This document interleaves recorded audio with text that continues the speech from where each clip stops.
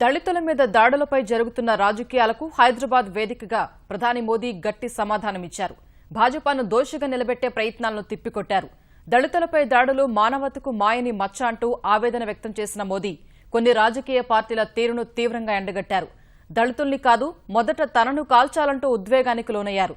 తాడిత పీడిత వర్గాల అభ్యున్నతికి ఎన్డీఏ సర్కారు చేస్తున్న కృషి కొందరికి కంటగింపుగా మారిందని మోదీ దుయ్యబట్టారు. యుగ యుగాలుగా దళితుల పట్ల వివక్ష కొనసాగుతోందని హైదరాబాద్ ఎల్బీ స్టేడియంలో జరిగిన భాజపా మహా సమ్మేళనంలో ప్రధాని నరేంద్ర మోదీ ఆవేదన వ్యక్తం చేశారు. అస్పృశ్యత ఆధారంగా జరుగుతున్న దాడులతో భూమాత సిగ్గుతో తలదించుకుంటోందని గద్గద స్వరంతో వ్యాఖ్యానించారు. రామానుజాచారుల నుంచి మహాత్మా గాంధీ వరకు ఎందరో మహానుభావులు వివక్షకు వ్యతిరేకంగా పోరాడినప్పటికీ పరిస్థితుల్లో ఏమాత్రం మార్పు రాలేదన్నారు. आजादी के 70 साल के बाद भी हमारे समाज में अभी भी कुछ कमियां हैं, कुछ बुराइयां हैं और वो कहीं न कहीं विकृत रूप लेकर के बाहर निकलती है। भाषा के आधार पर, जाति के आधार पर, संप्रदाय के आधार पर, ऊंच नीच के आधार पर, स्पृश्य के आधार पर समाज को बांटने नहीं दिया जाएगा। अरे हम वो लोग जो वसुधैव कुटुंबकम की बातें करते हैं, पूरे विश्व को एक परिवार की बातें करते हैं और अपने ही दलित भाई को अपना नहीं बना सकते तो देश और दुनिया हमें माफ नहीं करेगी। స్వాతంత్ర్య పోరాటంలో భారతమాత కోసం ప్రాణాలు అర్పించడంలో దళితులు ముందున్నారని, అలాంటి వారిని గౌరవిస్తేనే దేశం సుభిక్షంగా ఉంటుందని ప్రధాని మోదీ హితవు పలికారు. మనిషికి మనిషికి మధ్య అంటరానితనం ఆమోదయోగ్యం కాదని స్పష్టం చేశారు. దళితులపై కాదు, తనపై పోరాటం చెయ్యాలని మోదీ ఉద్వేగానికి గురయ్యారు.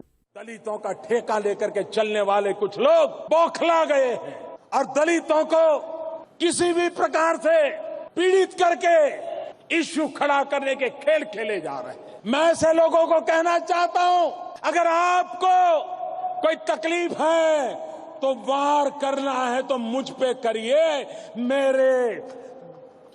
मेरे दलित भाइयों पर वार करना बंद कर दीजिए। वार करना है तो मुझ पे कीजिए, गोली चलानी है तो मुझ पे चलाइए, मेरे दलित भाइयों पर मत चलाइए। ये खेल बंद होना चाहिए।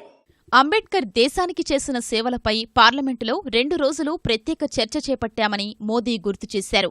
అమెరికా, బ్రిటన్ పార్లమెంట్లలో తన ప్రసంగంలో ఆ మహనీయుణ్ణి ప్రస్తావించారన్నారు. 102 దేశాల్లో అంబేడ్కర్ జయంతి ఉత్సవాల్ని నిర్వహించుకున్నామని వివరించారు.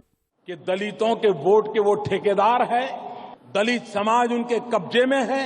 पिछले 2 साल के हमारे कार्यकाल ने एक के बाद एक हमने जो कदम उठाए, उससे उनको लगा कि दलित समाज के पास भारतीय जनता पार्टी की सच्ची बातें अगर पहुंचेगी, एनडीए की सरकार, मोदी सरकार जो काम कर रही है, ये बातें अगर दलितों को गले उतर गई तो फिर आने वाले 50 साल तक इस पार्टी को कोई हटा नहीं पाएगा और हमारी ये तोड़ने वाली राजनीति बंद हो जाएगी। దళితుల సంక్షేమానికి ఎన్డీఏ సర్కార్ తీసుకుంటున్న చర్యల్ని ప్రధాని మహాసమ్మేళనంలో వెల్లడించారు. हमने startup India, stand up India योजना चलाई। हमने निर्णय किया हर बैंक दलित और आदिवासी को और एक महिला को 50 लाख से 10 करोड़ रुपया की बैंक की लोन देगी। मेरा दलित भाई नौकरी तलाशने वाला नहीं, नौकरी देने वाला बनना चाहिए और उस पर हमने काम किया। दलित एंटरप्रेन्योर का सम्मेलन किया। देश भर से 3000 से ज्यादा दलित एंटरप्रेन्योर आए और मैंने देखा कि मेरे इन दलित एंटरप्रेन्योर्स में मेरे देश को बदलने की ताकत है। मैं उनको बल दे रहा हूं, ताकत दे रहा हूं। इसके कारण कुछ लोगों को परेशानी हो रही है। दलित समाज का कल्याण देश का कल्याण है। దళితులపై దాడుల్ని ఇకపై ఏమాత్రం సహించబోమని హైదరాబాద్ నుంచి దేశమంతటికీ పిలుపునిస్తున్నట్లు మోదీ ప్రకటించారు. సబ్కా సాథ్, సబ్కా వికాస్ మంత్రమే దేశాభివృద్ధి మంత్రమని పునరుద్ఘాటించారు. మనమంతా సమానమంటూ మోదీ సభికులతో ప్రమాణం చేయించారు. मैं बोलूंगा हम सब, आप बोलेंगे एक है।